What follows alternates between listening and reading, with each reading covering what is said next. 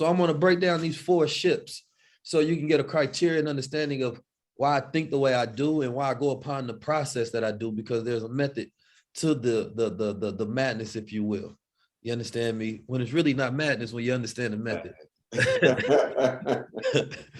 So our relationship, when we come over America, if I give you a brief history lesson, there was this king, I believe his name was Norman, and he came and he conquered, and he had what they call a Book of Doomsday. It was this large ledger, right?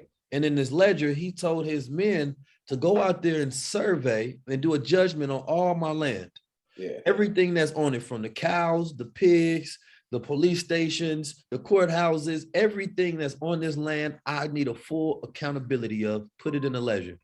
So they did that. And history tells that this was the most comprehensive ledger at that time that had been put together. Even though history says they don't know why he did it, I can speculate why. Yeah. So once he did that, he basically put everything under him. Yeah. That was now under his ownership. So he said, I realized that, number one, if we came over here and we fought for the land, we want to have to continue to fight in order to continue to own this in our family bloodline. So he learned the paper magic, how to spell things into existence, and he put this on paper. And after that, instead of him fighting for space, he now learned how to start fighting for time. Yes. Right? The dog pisses on a tree and they think they own that circumference, wherever they smell is. Yeah. And man was like that too, and still is, as they went through conquest of conquering, and then they changed it so-calledly and went to conquest of discovery. Right. But what he did was he said that, we become spatial territory. Now we become time territorial. This is my age. My family go rule this. Yeah. So he put the land under his name, and then he gave some of the land to his landlords. They couldn't own it, but now you become a landlord, right? Meaning that now you come under my jurisdiction and my taxes because I still own it. Yeah. So that's the slave ship that we exist upon today with Magna Carta and the Constitution is part of that same lineage, because I believe it was called something, the Return of the Lands, that they was able to put together the UK out here from that same documentation.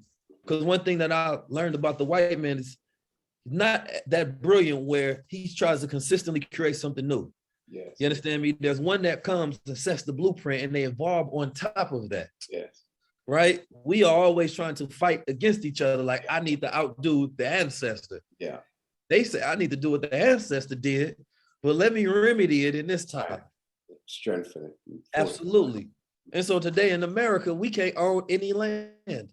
We can become landlords. Yeah. So I think like, we still existing in a system that some white man came up with hundreds of years ago before us.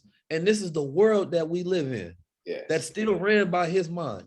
Yes. So I said, if this is a slave ship, if I ever been on one, yes, you understand me? And it's not until our relationship disconnects to that slave ship that we can consider ourselves to be released, which is getting to that liberation. So, I learned to understand a lot of the system because I wanted to go back as far as to the root of beginnings, right? To understand the tree, and understand the fruit that it bears, which is America, the superpower, the current declining superpower. Yes. So that's the relationship. We exist in America as the first industrial revolution was the product of Black people, the bodies. Yes.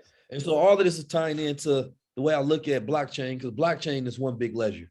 Yeah. You understand me? That you can see transaction for transaction, and when somebody else owns it, they put the name there. You understand me? And it becomes a transparent system of what they call nodes and chains, right?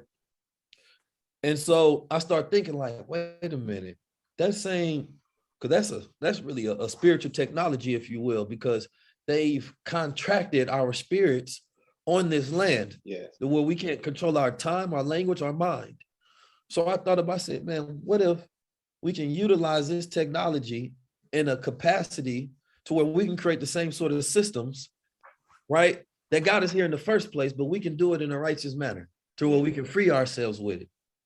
And that's not to say that blockchain doesn't have an insidious beginning, or CIA or whoever may put it together, but I'm always looking at, I was taught, and I believe it's true, The Yeah. devil is a good planner, but God is the best. Right.